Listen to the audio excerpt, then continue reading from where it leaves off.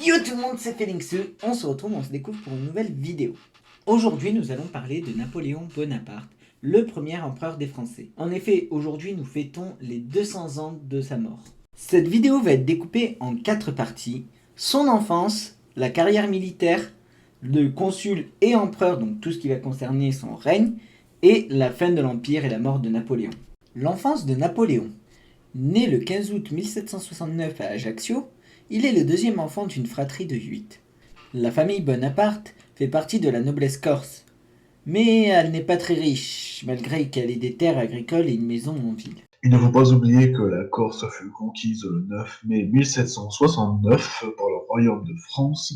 En effet, avant la Corse était une république, suite à quoi la Corse a dû renvoyer sa noblesse vers la métropole. En 1779, alors âgé de 9 ans, Napoléon et son frère aîné Joseph furent envoyés dans les écoles destinées à la noblesse. Malgré des facilités dans certaines matières, telles que les maths, l'escrime ou l'histoire, Napoléon souffrait des moqueries de ses camarades dues à son fort accent corse et aux fautes de langage, ce qui amènera Napoléon à vivre en isolement quasi total et en gardera des souvenirs assez malheureux. Rappelons juste que Napoléon était dyslexique, mais qu'à l'époque, cela ne se faisait pas détecter. Napoléon ne cache pas son admiration pour Pascal Paoli, le premier et seul président corse. Il montre déjà une affinité avec l'art du commandement en organisant des jeux militaires dont il prend la tête. Une bataille de boules de neige qu'il aurait dirigée un hiver fait partie maintenant de sa légende. En 1784, il rentre à l'école royale militaire à Paris. Cette école existe toujours et forme les officiers de l'armée française. Alors que le fameux Bézoud, ce qui permet de découvrir le plus grand diviseur commun, est traité en mathématiques et étudié en 3 ans, Napoléon se distingue en le maîtrisant en seulement 10 mois. Cependant, n'étant pas doué dans les langues vivantes, il néglige l'allemand. Souffrant des inégalités, Napoléon va proposer un projet au directeur. Le projet d'interdire les démonstrations liées aux privilèges de la fortune.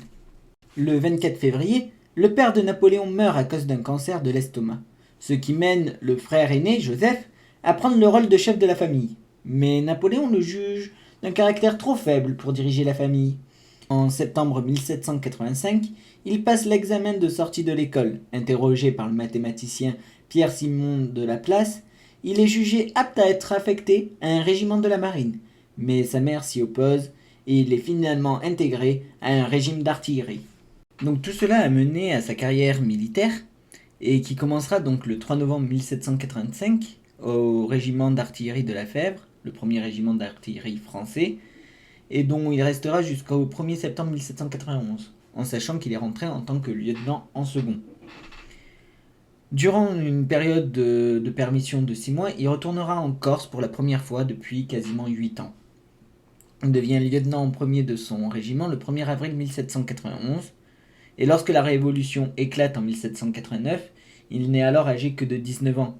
Le 19 juillet 1789, il se voit confier par le maréchal de camp Jean-Pierre Dutheil la lutte contre l'émeute de la faim qui éclate dans la ville d'Auxonne. Napoléon répondra à l'ouverture de l'armée russe aux émigrés français ordonnée par la tsarine Catherine II. Elle rejettera son œuvre car elle se méfiait des républicains. De plus, elle trouvait le caractère prétentieux de Napoléon désagréable, car Napoléon demandait son intégration dans l'armée avec le grade de major, qui équivaut à capitaine. En 1792, la monarchie sera remplacée par la République, notamment due aux nombreuses manifestations qu'il y a de partout en France, mais Napoléon assistera beaucoup à celles en Corse et à Paris. Suite au siège de Toulon, Napoléon, qui avait repris cette ville aux Britanniques en 1793, le fait devenir général. La chute de Robespierre en 1794 aurait pu mettre un terme à sa carrière, mais il fit qu'un court séjour en prison car le directoire, donc le régime politique mis en place lors de la Première République, trouve rapidement un intérêt à user de ses talents militaires.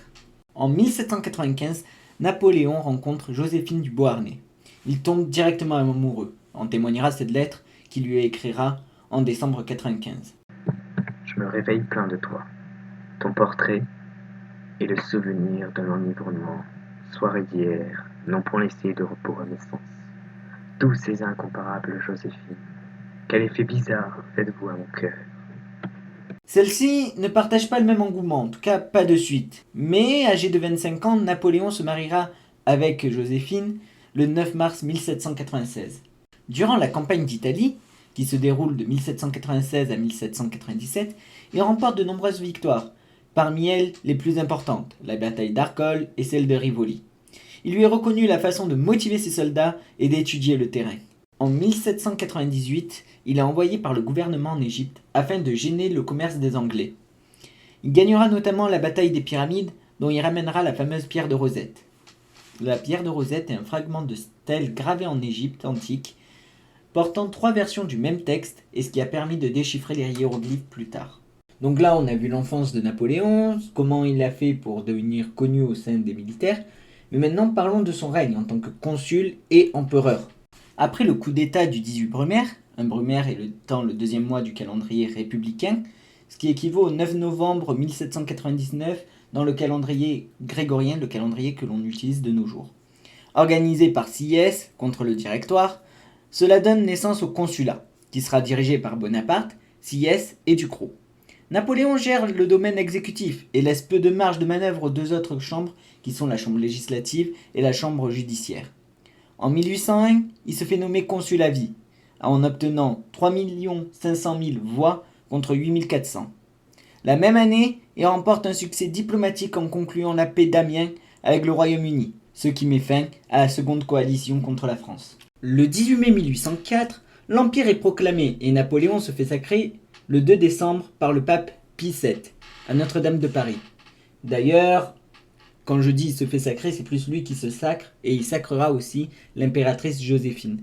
D'ailleurs, il commandera un tableau à Jacques-Louis David qui est maintenant connu, le sacre de Napoléon, que l'on peut retrouver au musée du Louvre. En plus d'être empereur français, Napoléon reçoit le titre de roi d'Italie.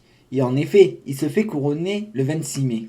Le 2 décembre 1805, il confirme ses talents de stratège militaire en remportant la victoire à la bataille d'Austerlitz, aussi surnommée la bataille des 3 empereurs. En effet, cette bataille réunissait Napoléon Ier, le tsar Alexander Ier et l'empereur d'Autriche François Ier. Avec cette victoire, Napoléon permet de mettre fin à la 3e coalition. Durant son règne de consul et d'empereur, Napoléon fera beaucoup de choses pour la France, notamment en centralisant l'administration et en mettant à la tête de chaque département des préfets.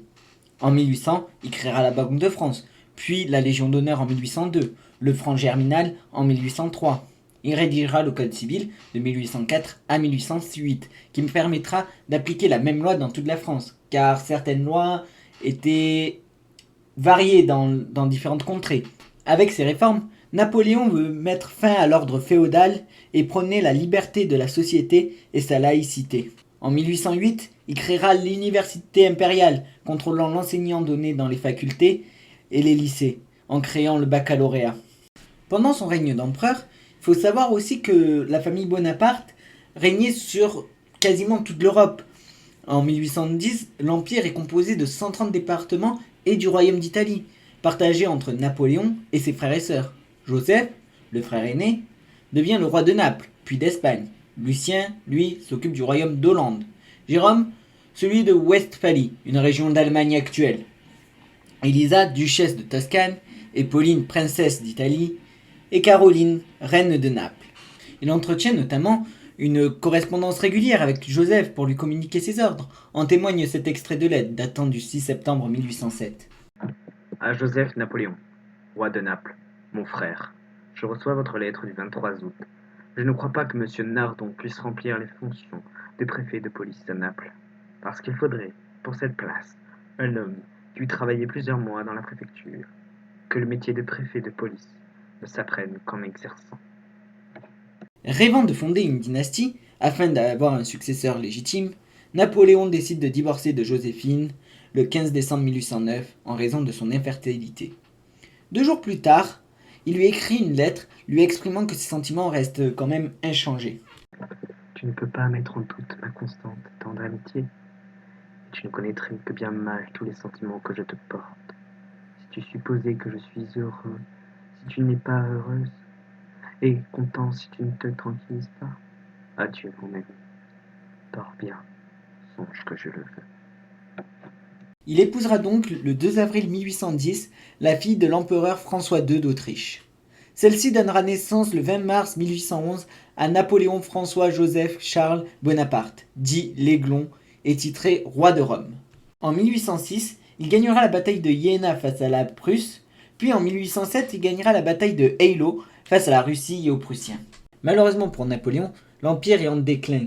Les victoires d'antan ne sont plus, les pertes humaines sont lourdes. En 1810, la Russie décide de bouleverser les alliances en se plaçant du côté de l'Autriche. Puis le tsar Alexandre Ier taxe les importations françaises et ouvre ses ports aux vaisseaux anglais. En 1812, Napoléon décide d'attaquer la Russie en emmenant avec lui plus de 600 000 hommes. Lorsqu'il arrive à Moscou en septembre, ils ne rencontreront pas d'armée à combattre, mais se retrouveront confrontés à l'incendie volontaire de la ville, ordonné par le gouverneur de Moscou. Pendant l'hiver russe, seulement quelques milliers d'hommes réussiront à quitter le territoire. En 1813, Napoléon fait face à une nouvelle attaque de la coalition. Malgré les victoires menées à Lutzen, Bautzen et Wurchen, l'ultime bataille de Leipzig est une défaite. Napoléon se repliera à Fontainebleau au moment même où le Sénat et le corps législatif votent pour que Napoléon soit déchu de ses fonctions, ce qui le contraint à l'exil sur l'île d'Elbe. Mais avant de partir, il dit ces mots. Soldats de ma vieille garde, je vous fais mes adieux. Depuis 20 ans, je vous ai trouvé constamment sur le chemin de l'honneur et de la gloire. Dans ces derniers temps, comme dans ceux de notre prospérité, vous n'avez cessé d'être des modèles de bravoure et de fidélité. Avec des hommes tels que vous, notre cause n'était pas perdue. Mais la guerre était interminable. C'eût été la guerre civile, et la France n'en serait devenue que plus malheureuse. J'ai donc sacrifié tous nos intérêts à ceux de la patrie. Je pars. Vous, les amis, continuez de servir la France. Son bonheur était mon unique pensée. Il sera toujours l'objet de mes vœux. Ne plaignez pas mon sort. Si j'ai consenti à me survivre, c'est pour servir encore à notre gloire. Je veux écrire les grandes choses que nous avons faites, ensemble. Adieu. Sur l'île d'Elbe, il reconstruira un gouvernement et une cour bien que la population soit constituée que de 13 000 paysans. Alors qu'en France, au même moment, les Bourbons sont restaurés une première fois avec Louis XVIII. Les Bourbons sont la dynastie qui ont régné sur la France de 1589 à 1830. En février 1815, Napoléon embarque pour la France. C'est le début des 100 jours. Il arrive le 1er mars au golfe de Rouen, marche sur Paris, acclamé par les paysans, et accompagné des troupes qui se rallient à lui. Il s'installe dans la capitale le 20 mars. Il s'apprête à combattre une fois encore la coalition, les Britanniques, les Allemands et les Néerlandais, qui se soldera par une nouvelle défaite à Waterloo le 18 juin 1815. Cette ultime défaite le poussera à abdiquer et à se rendre aux Anglais, en espérant trouver exil en Angleterre, où il est considéré comme un prisonnier, sans grande surprise. Finalement, il sera exilé sur l'île de Sainte-Hélène, où il se remémorera sa gloire d'antan. L'infortune seule manquait à ma renommée. J'ai porté la couronne impériale de la France, la couronne de fer de l'Italie. Maintenant, l'Angleterre m'en donne une autre, plus grande encore et plus glorieuse, celle portée par le sauveur du monde, une couronne d'épines. Napoléon sera gardé par 2000 soldats et 2 navires de guerre. Le 5 mai 1821, l'empereur s'éteint sur cette même île, alors âgé de 51 ans. Des théories laissent penser qu'il soit empoisonné à l'arsenic, ou d'un cancer de l'estomac, peut-être d'un ulcère aggravé, ou même encore d'une insuffisance rénale. Mais ces derniers mots furent... Je meurs dans la religion apostolique et romaine, dans le sein de laquelle je suis né il y a plus de 50 ans. En conclusion, qu'est-ce qu'on retient?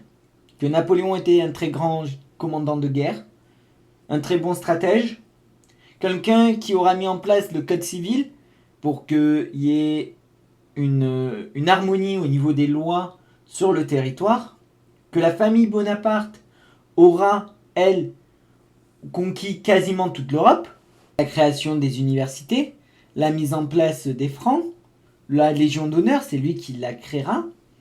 Donc voilà. J'espère que cette vidéo vous aura plu. Si c'est le cas, n'hésitez pas à liker et à vous abonner. C'était Félixou, je vous dis à la prochaine. Ciao tout le monde. Bye bye.